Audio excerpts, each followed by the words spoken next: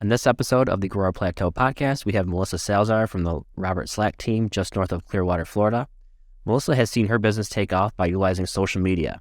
On this episode, we go through how she got started in real estate, what she's currently doing to grow her business, and how social media fits into her business development. Let's get started.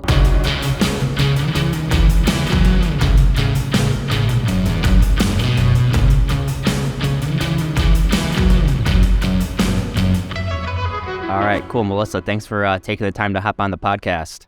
Absolutely. Thanks for having me. I appreciate it. Yeah, for sure. Why don't you go ahead and just kind of introduce yourself? Yeah, my name's Melissa Salazar. I'm a realtor in Florida, specifically Pinellas County, which is Clearwater, St. Pete, Tarpon Springs.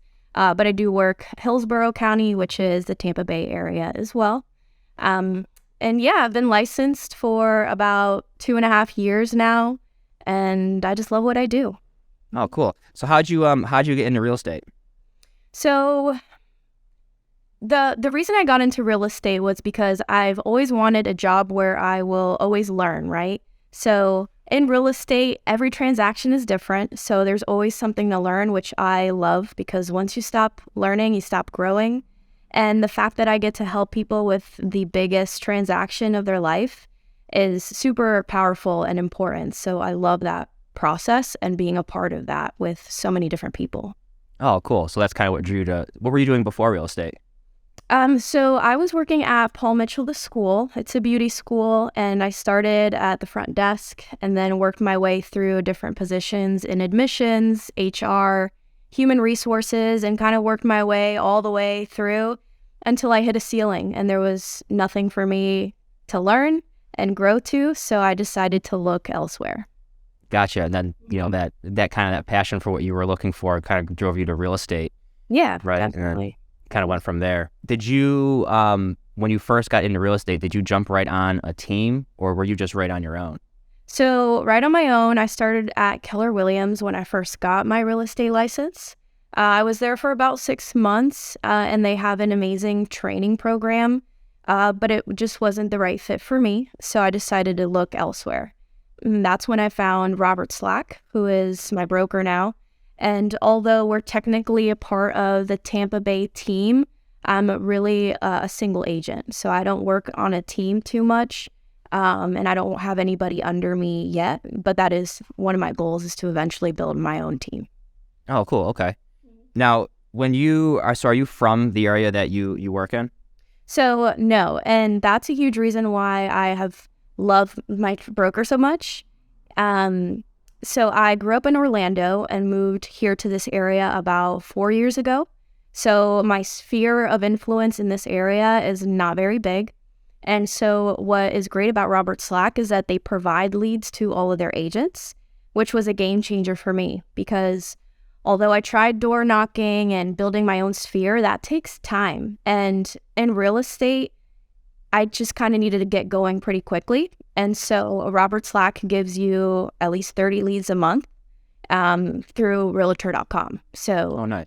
It was a game changer for me and just totally changed the way my business was going. Yeah. How did the door knocking go?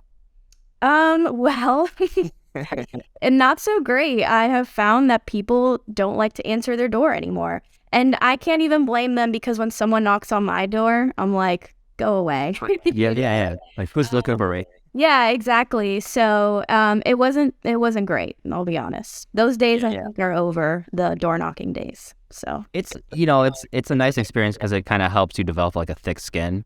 Oh yeah. Right. Yeah. But yeah, I've been told no and doors slammed in my face more than I can count. So yep. That's for sure. Yeah. For sure.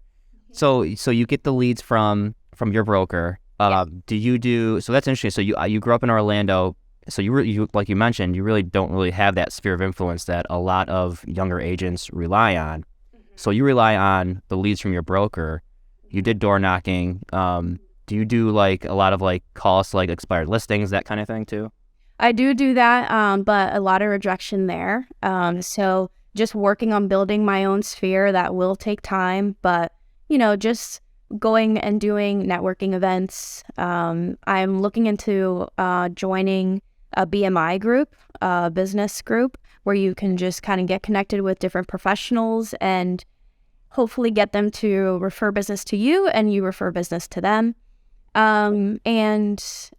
Just doing things that I enjoy doing and meeting people along the way, I think is going to help my business in the future. So, for example, I started to teach yoga not so long ago. So just working into that community and hopefully being able to build a business through, my yoga students eventually. But that's kind of like a long-term play. So Yeah. It's really like putting yourself out there, right? And letting people that you come into contact with know that, hey, I'm a realtor. Exactly. Yeah, you got to tell people. That's for sure. Yeah. So is that what kind of pushed you into like not having that sphere of influence, right? Is that what pushed you into social media, like Instagram? That's how I came into contact with you, was Instagram. Yeah, definitely. So in today's world, I mean, everyone is on Instagram, Facebook, TikTok. So you kind of have to put yourself out there and put content out. So I've been doing social media for the past 2 years that I've been in real estate, but this year I really dedicated myself to be way more consistent and just follow through on my plan of just posting every day, or at least Monday through Friday. This year I'd say I'd started to be way more consistent, and in hopes that I will get or generate business from it. And I have already received one lead from it that I'm actually working with to find a house. So I'm just hoping that kind of continues, and my following grows and people see what I'm posting, that it's good quality content but also entertaining at the same time. And they'll want to work with me when they're ready to buy. So that's interesting. So what types of content would you say that you like to put out there? Is it both like a mixed bag of entertainment and educational? Yeah, so I prefer to put out the entertainment just because it's easier to film and put out there and get ideas for. But I have realized that the educational stuff is very important, because a lot of people can post entertaining stuff, but it takes someone that really knows what they're talking about to sit down in front of the camera and not just record a cute little video, but actually talk through certain parts of a transaction and show people that I know what I'm doing, So I think a good mix of both is important to have. And as of right now, I feel that the entertainment ones are performing better, but I think that I still need to build the following that I'm looking for the educational ones to really pick up steam and get more comments, feedback, that kind of stuff. Do you find that like certain pieces of content do better on, like, let's say Instagram versus like a TikTok, for example?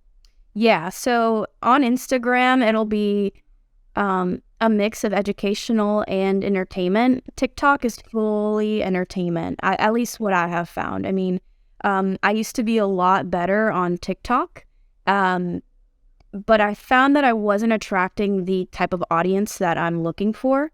So I made a shift to focus on Facebook and Instagram. Okay. Just because I feel like that's going to give me the return that I'm looking for. Yep. I kind of feel the same way too. Like with TikTok, like it's all educational and like, yeah, it's cool and everything, but, or entertainment rather.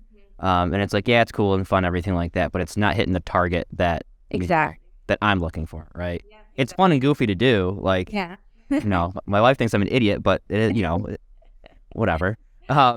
Yeah, no, I totally agree. I mean, I think that there's a different demographic on TikTok, and they're kind of looking for that entertainment versus the educational, and it pulls in a different type of person, I think.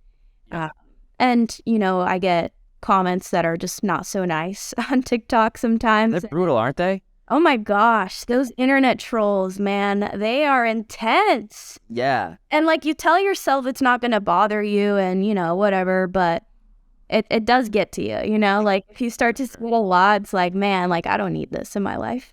Yeah, for sure. Yeah. Was that something you had to kind of like get over, like getting in front of a camera, putting yourself out there, especially on social media? Oh, for sure. Yeah. I mean, it was really hard in the beginning because you feel like awkward, nervous to post it. What is everyone going to think? But then you like kind of realize who cares what everyone thinks. And I think that a lot of us place a self-limiting belief thinking that people are really not going to like it, judge you really hard for it. When in reality, I'm starting to get a lot more great feedback. Like, I love your content, keep posting. And it makes me feel better about what I'm doing and know that I'm on the right track. So just kind of stop believing that voice in your head that says, don't do it. You know, you're weird. Just do it. You know, who cares? Yeah, exactly. I mean, the first videos that I posted were like super, super cringy, right? Like, and like as you get more on camera more and more, you get better at it. Yeah. So it's like, you know, the first sets of videos are gonna stink, but just know that you're gonna get better at it. Oh yeah, for sure. Do you do any like scripting or anything like for your videos? So in the beginning, I would write something out and then sit down and record myself, but I could tell that I was reading something and it felt unnatural. So now what I do is I'll write something out and just read it to myself a few times, and then I'll put the paper down, hit record, and then run through it a couple times until it sounds natural and I get all the points that I'm trying to get across. Yeah. There's an app that I use. I don't know if you ever use it. It's free. It's called Teleprompter. Oh. But I'll show it to you. It's super easy to use. It basically turns it into a teleprompter. Your phone. Yeah, like I'll show you. It looks like this. I don't know if you can see that orange one right there. Okay, gotcha. Yeah. And what it does is, I'll show you really quick here. So there's like the script, and then you can hit play. And it like forced you to like. Oh, that's cool. And you're like looking at the camera. Looking at the camera, yeah. Okay. So it looks really good. That's how a lot of my older videos were done. Was through that, which is nice. Thanks for that. Yeah, I'll use that. Yeah, it's super easy because like what my problem was like editing, right? Like I would get to like the very end of the shot and like I would screw up. I'd be like, damn it! Like now I gotta like go back and redo all this whole thing again. You know? Yeah. I've definitly been there. So it's a super, super time saver. Cool. Awesome. Thanks for that. Yeah, definitely. Do you plan out your content or do you just kind of like whatever comes in your head? Well, yes and no. I plan out my content in the sense of I try to be consistent with what I post each day. So, for example, on Mondays, I do Melissa Monday. So I tell my audience a little bit about me. On Tuesday, I'll do a tip, so whether that's a buyer tip, a seller tip. Wednesday, I'll do some sort of a walkthrough or a clip of a house. So I kind of like stick to like a calendar in my head, but I don't post ahead of time or schedule out post. I used to do that, and I'm not going to lie, I should probably get back to that because there's days that I get busy and then I have to scramble to put something together. So I think that's something that I'm going to work on to be a little bit more consistent and to follow through a little bit better. Sure. So when you post your content, right, is there a type of engagement you're looking for? Is it like shares, comments? Does it depend on what kind of video it is? Yeah, honestly, any type of engagement I will accept. I love it. But I think that when someone shares my post, it's the most valuable. Because then it's not only being shown to my audience, it's being shown to their audience, and it helps me gain followers. So if I can get a share, that's always going to be ideal. And then, of course, likes and comments. And each time that somebody comments, I will try to comment back. Unless it's one of those like, promote, send to us. You know? Oh, send. Oh, yeah. I'm so annoying. Yeah, like, get off of my page. But yeah. It is what it is. How do you like get your inspiration for like different content ideas? So I scroll, you know, I put like a limit on my phone because I don't like to scroll too much because you like go down a rabbit hole. But if I'm feeling super uninspired, I will scroll on the explore page and I will save stuff so that I can go back to that. And when I save stuff, I try and use it pretty soon because I think the key is using audio that is trending, and that will get your information and your stuff to show up on the Explore page. So yeah, just scrolling on there and seeing what kind of content I like and want to like emulate. Yeah. Are there certain accounts that you do like to emulate? Yeah, I have like a good 3 or 4 female realtors. I think one of them is a mortgage broker, but they're really awesome with their content, and it's entertaining, informative, and they have a good amount of followers. So I don't know if you want me to like say their tags, but there's like It doesn't matter. so I have Mary Swisher, realtor, Kelly Mathis, realtor, and Mortgage X Ashley's MCP, and then a really good one is Bethany Nolan, realtor. They're really awesome with their content. Oh, cool. Okay. Do they focus on that, like, kind of what you're kind of doing, that edutainment, I guess you can kind of say it? Yeah, definitely. A bunch of reels, every once in a while, just a picture or, a carousel. So they have a really good mix of content that they put up. Okay. Gotcha. Have you ever done any, like, paid advertising? I have not. It's something that I kind of toy around with, but I have heard I'm really scared to pay for something that is just kind of throwing my money away.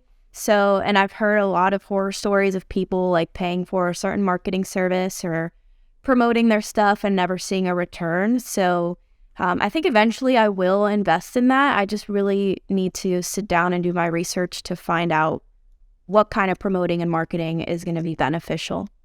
Yeah. I haven't. I tried the paid stuff, and it just seems like the organic stuff is what's most successful for me, especially in real estate.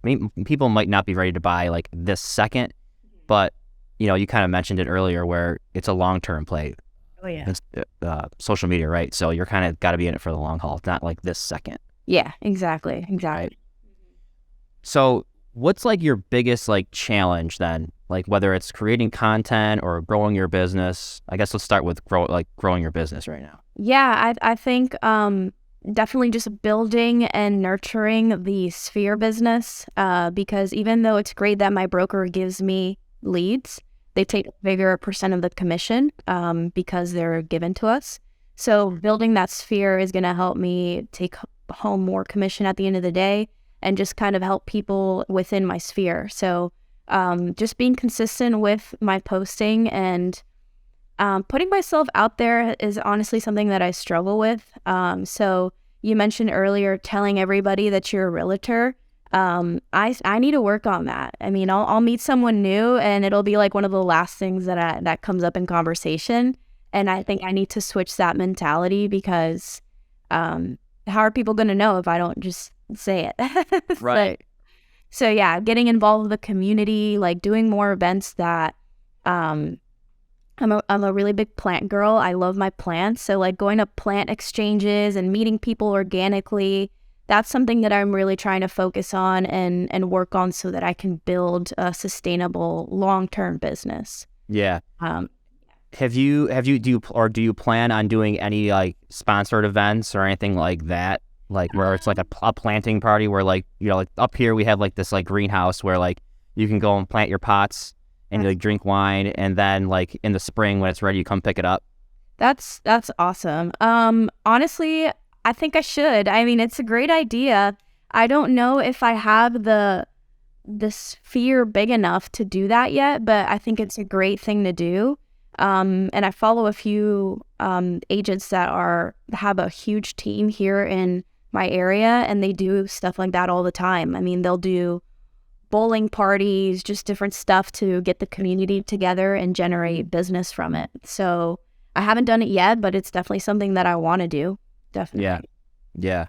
And what about like on the social media side? Do you see like any kind of like big challenges you kind of have to kind of overcome, whether it's, not being inspired or whatever it may be? Yeah, I think that's one of the biggest things is, you get in a rut where You'll be doing really great and post really great content, and then you're just not feeling it one day, maybe 2 days, and you get inspired and you don't post. But I really think for you to be making a difference, you have to do it consistently. So pushing through those days where you don't feel inspired is something that I struggle with sometimes, but that's why I mentioned that I need to get back to the scheduled post, because if I sit down and schedule out 2 to 3 weeks ahead of time, then it's already taken care of, and I don't have to worry about scrambling to put something together on the days that I don't feel like posting.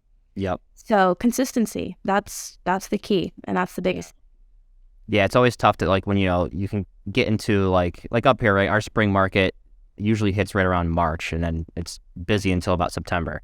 Yeah. And you'll see, like, from the fall through winter, you'll see people posting on social media, but then once it's busy, it kind of just falls by the wayside, and then their account is dormant for months at a time. So it's definitely not something you want to see. But in terms of, like, making sure that you're, I guess, being consistent about it, do you file, like, or do you try to do, like, any, like, time blocking or anything like that to, like, this is the time that I'm going to record and nothing else interrupt that? Yeah, I'm a huge time blocker. I think it's so important in real estate to do that, because if not, you get so caught up in whatever you're doing. So yeah, I time block and I set time apart each day to shoot some content. And there's a specific time of day that I leave my calendar open for appointments. And if I don't have an appointment, then I will shoot content, so that way I have like a kind of like a library of stuff that I can use on the days where I need something to go to. And I have also started this year getting professional photographs done to build like more of a brand and make my page look a little bit more put together and aesthetic. So I plan to do those quarterly just so I can have new content to post. And again, just to kind of build the brand and make it look cohesive. Sure. Do you, actually, I'll kind of go back to the content because this kind of popped in my head too. So we mentioned Instagram, Facebook is what you're focusing on. Are you, or have you dived into YouTube at all, like more longer form stuff, or do you try and stick with the more micro content? Yeah, for now I do micro content. To be honest, even though YouTube is great, I don't think, let's be honest, as humans, we have very short attention spans. So I think that the short clips kind of are a little bit more engaging to people these days. And I'm not saying, doing YouTube is a bad idea, but it takes a lot more effort, a lot more time. And I think that you would need to have like a pretty extensive team under you to be able to dedicate the time to YouTube to make it worthwhile, if that makes sense. Right. Yep. So yeah, for now, just like the micro content, Instagram mostly, and Facebook, and a little bit of TikTok here and there. Yep. Okay. Now, most of this has been more focused on, gaining new clients, right? Do you do anything for your past clients that you've helped? So when it comes to like social media content, I use the experiences and things that I have learned with my previous content to post that kind of stuff, to educate the public and things like that.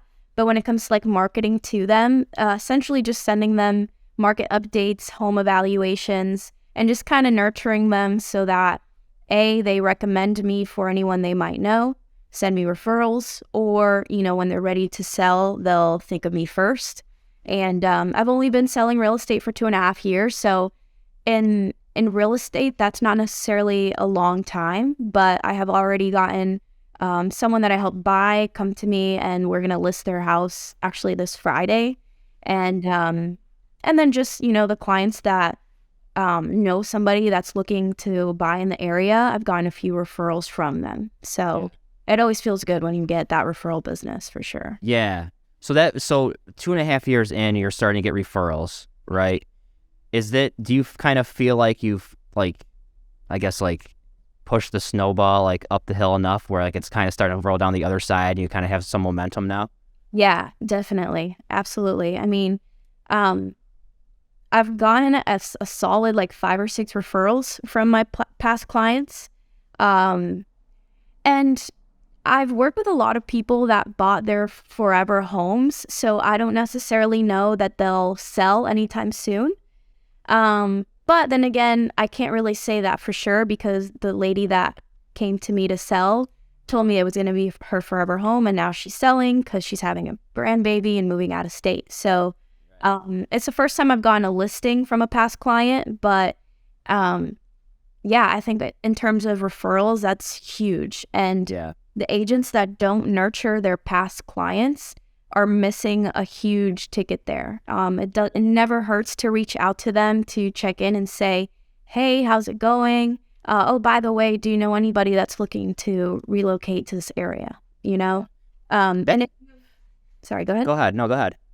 I was just going to say, if you've given them good service and they enjoyed working with you, they're going to want to refer business to you, but they might need that reminder. So I'd say never be afraid to ask because you don't know until you ask.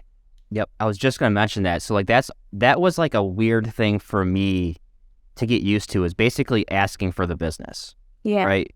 You know, and it's like it's odd. It just feels different. But once you do it, and like, you know, the people on the other end, they're receptive. Like, of course I'll send you stuff. Like, and they might even have someone in mind that like, oh yeah, I just forgot. Like, this person is going to be looking in this area. Right. Exactly. So yeah, again, it's that self-limiting belief that we put on each other and on ourselves, thinking that maybe we're annoying them or, you know, whatever it might be. But just ask, you know, the worst they can say is no.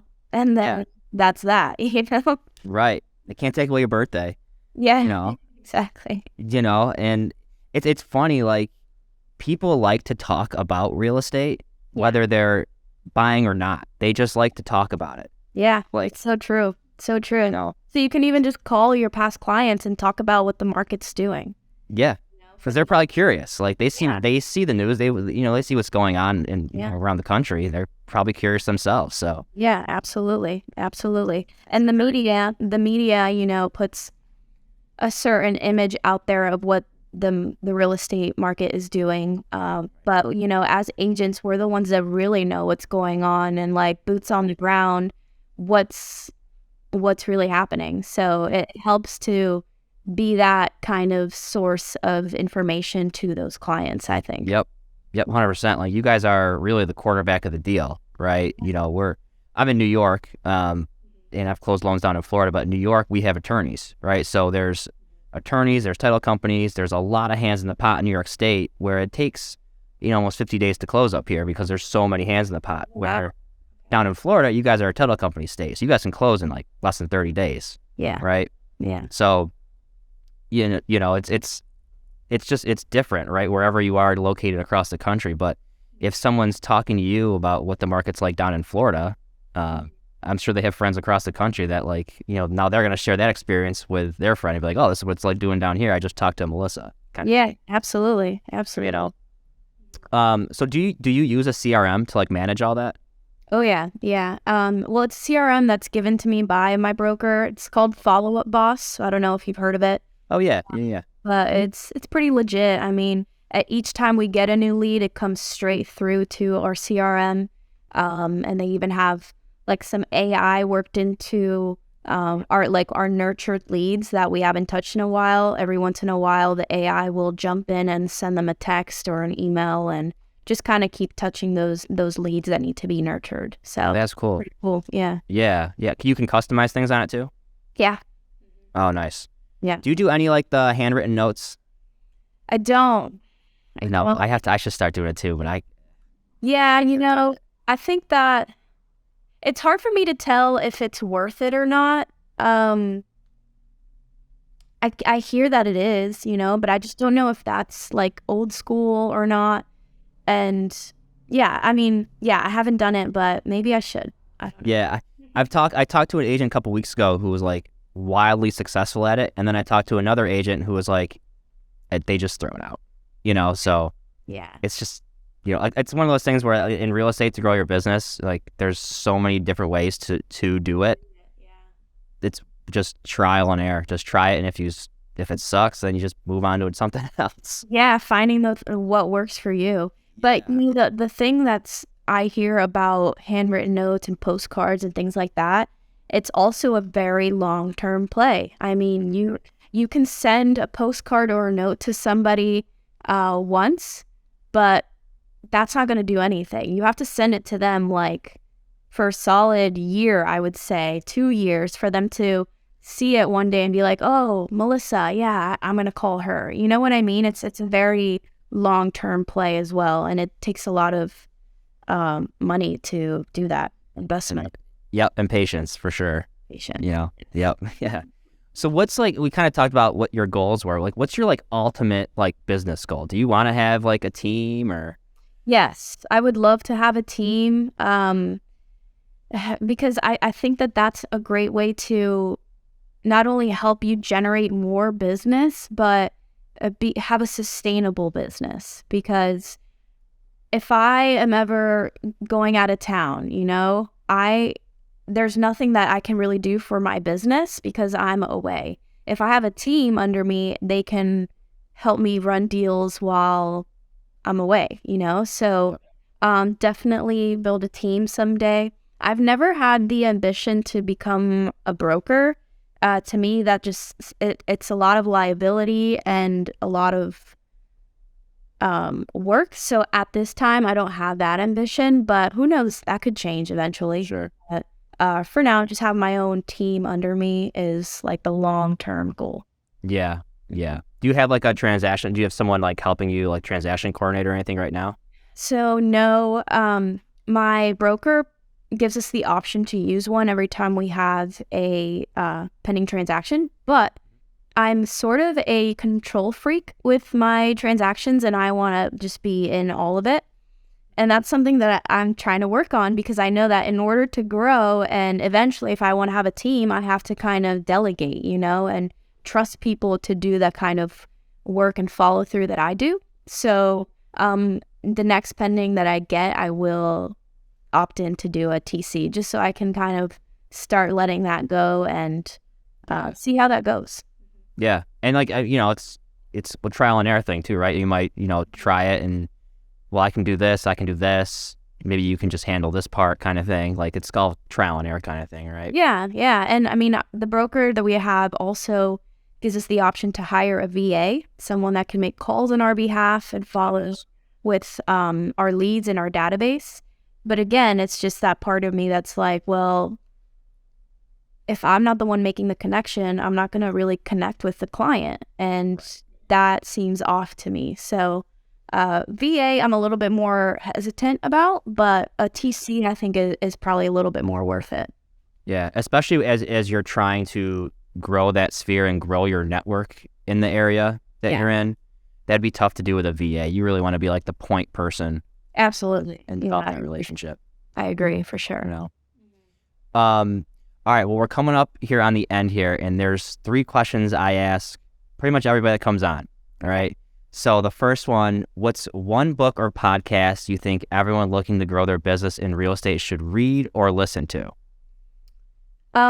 So I read, when I first got started, it's called The $1 Million Real Estate Agent by Gary Keller, who is, you know, owner of Keller Williams. And I found it really helpful in the beginning because it really outlines how to build a sustainable long-term business. So that, and plus any books that focus on mindset, because I think mindset is so important in this business because we deal with a lot of, let's be honest, real estate is a roller coaster of emotions and you have to be in complete control of your emotions. So having the right mindset and intention is huge. So I think anything along those lines is very important, and it's how I like to kind of live my life and go through life is to kind of be in control of my emotions and live with intention. So anything like that I think is important for sure.